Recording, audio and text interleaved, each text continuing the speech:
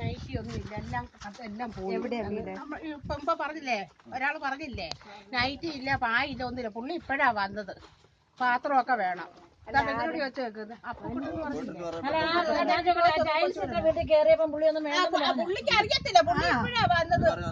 പുള്ളി പറഞ്ഞു ഇവിടെ ഒന്നും വേണം, ഇവിടെ വേണ്ടത് മോട്ടറാ. ഞങ്ങൾക്ക് നിർത്തിയില്ല.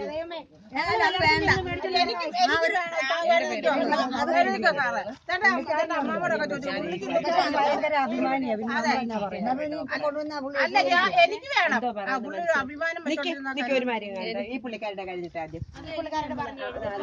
അമ്മയല്ലേ പറഞ്ഞേ, ലീലാമ്മയ്ക്ക് അത്യാവശ്യമുള്ള അമ്മ പറഞ്ഞിട്ടുണ്ട്.